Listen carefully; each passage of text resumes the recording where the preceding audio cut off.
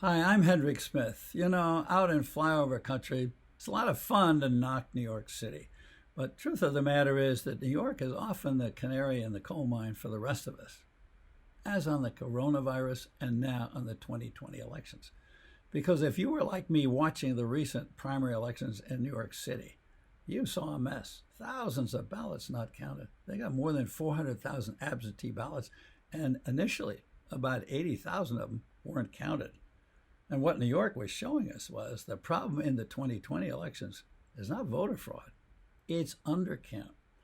It far overshadows Donald Trump's scaremongering chicken little talk about voter fraud.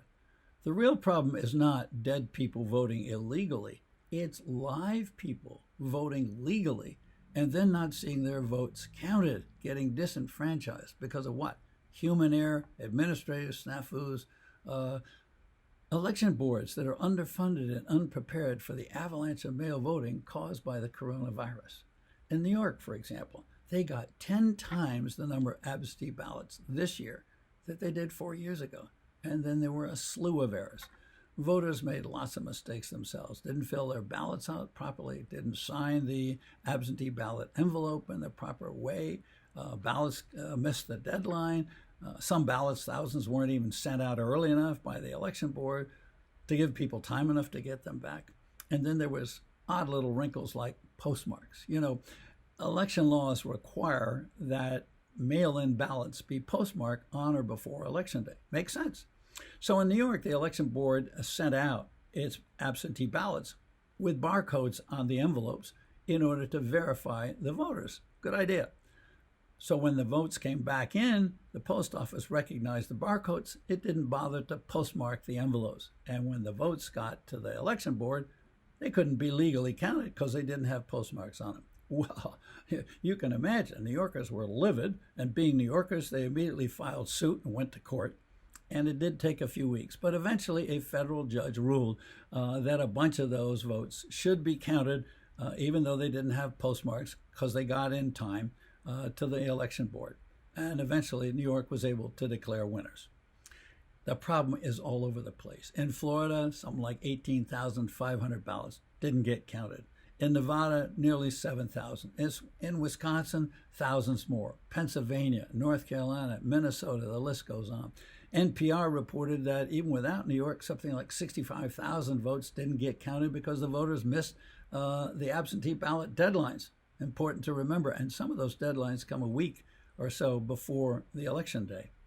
The problem in the fall is going to be enormous. Voting by mail is taking over as the new norm. Something like 175 million Americans are now qualified and will have access to mail voting. In defiance of Donald Trump and his talk against mail voting, Republican as well as Democratic officials in 21 states and the District of Columbia have decided to make mail voting easier. They're going to send out absentee ballots or ballot applications to every single registered voter. The crunch is going to be enormous. The question is, will the election boards and the post office be ready? But the other question is, what can we do about it as individuals? There are a couple of ideas. First of all, vote early. Whether you vote in person or whether you vote by mail, anticipate delays, anticipate long lines, get in, get ahead of the curve, vote early. Secondly, if you're young and healthy, or if you feel you can help in any other way, go help out your local election board. They need help. Normally, they get a lot of volunteers among seniors, but this year with Corona around, a lot of seniors don't want to take the health risk. So if you can do it, help them out. And finally, maybe most importantly, get together with your family, your friends, your neighbors, your church group, your co-workers, people you know, across party lines, even if you disagree politically, and agree that we'll all accept the outcome of this election, that we trust American elections, their integrity and their credibility. We have a good record in this country for honest, free, and fair elections. Very, very rarely is there any cheating at all, and it's always minor, and it hasn't determined any election in anybody's recent memory. So it's unfair, it's dishonest, it's even unpatriotic, I think, to suggest that we can't trust our elections. We can. In the end, half of the country is probably going to be unhappy at the outcome of this election.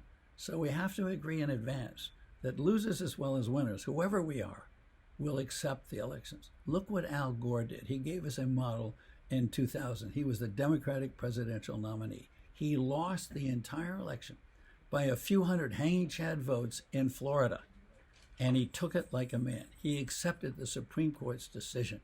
He agreed to accept the results of the election. That's a critical element in our constitutional system of government.